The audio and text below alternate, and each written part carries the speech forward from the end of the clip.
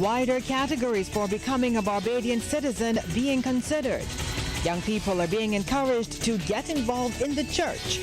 And in sports, South Africa survived day one of their Boxing Day test with England. Broadcasting from our studios in the Pine St. Michael, this is CBC Newsnight, starting now. Very good evening to you. I'm Lisa Broom with this special Boxing Day edition of CBC Newsnight.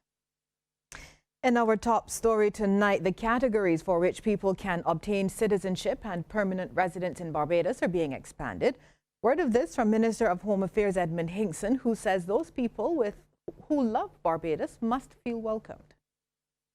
Cabinet, of course, as I said last month, has agreed to that, and the legislation is being drafted now for Cabinet's approval, then to come to Parliament, because we have to expand our population base with people who can be productive and benefit Barbados, of course, because clearly we still have to look at our national security. Minister Hinkson gave a preview of some of those changes that are expected to be made. We're expanding citizenship by descent down to great-grandchildren. Right now, you can only get citizenship by descent in Barbados under our legislation if you are a child of a Barbadian citizen.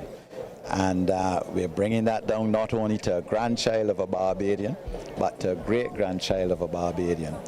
And this is key. I mean, when you look at the figures, our population has not grown by a large percentage at all in the last 45, 50 odd years, from 240,000 in the early 1970s.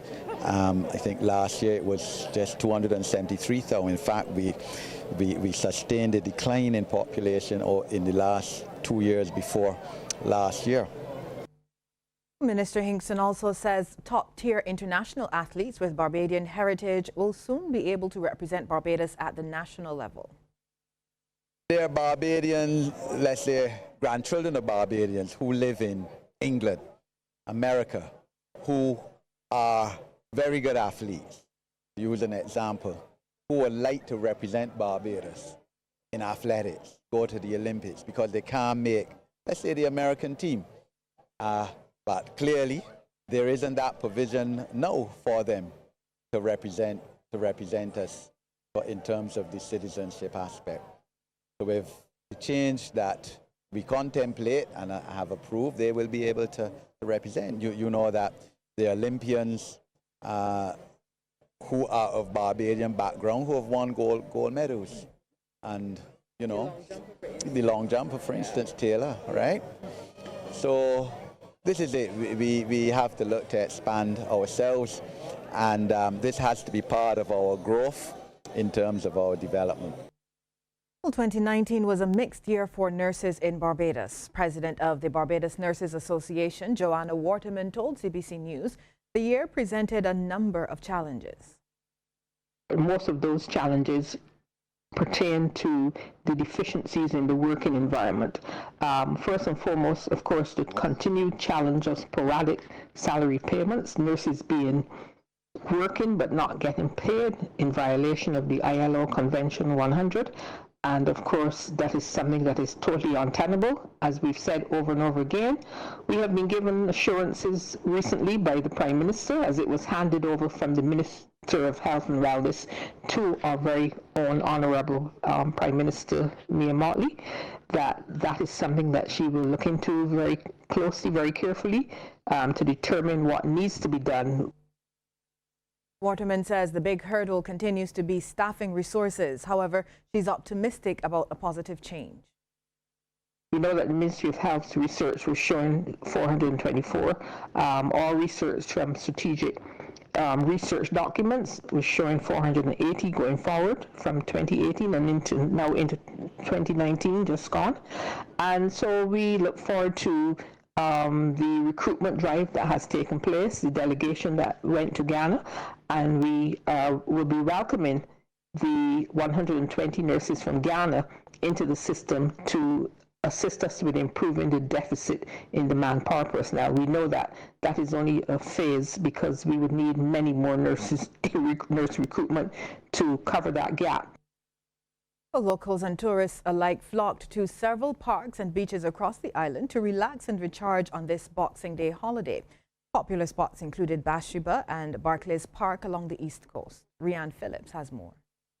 For Barbadians like Mary Allen, picnicking with relatives on Boxing Day is an annual tradition.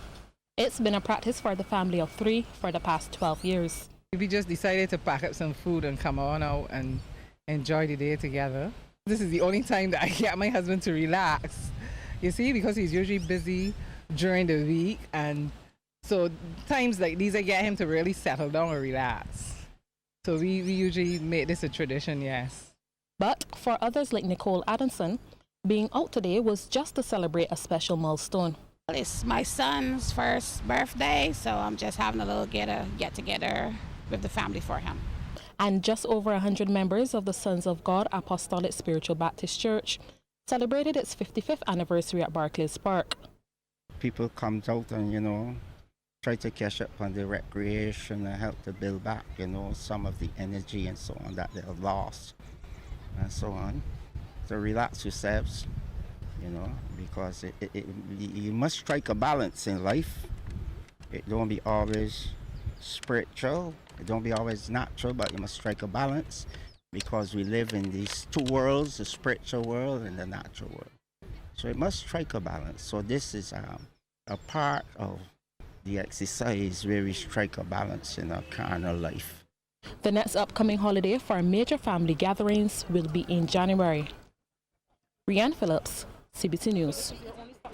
Rianne, thanks. A call now for more young people to get involved in church. It's coming from Culture Minister John King, who was part of the congregation as the St. Patrick's Anglican Church held its midnight mass service. The church was one of many across the island that held a traditional service which heralds the arrival of Christmas Day. It would be nice to see a lot more of our younger people and adults being together in the same place, and what better place than to be then in church, and not only at Christmas time but on a regular basis.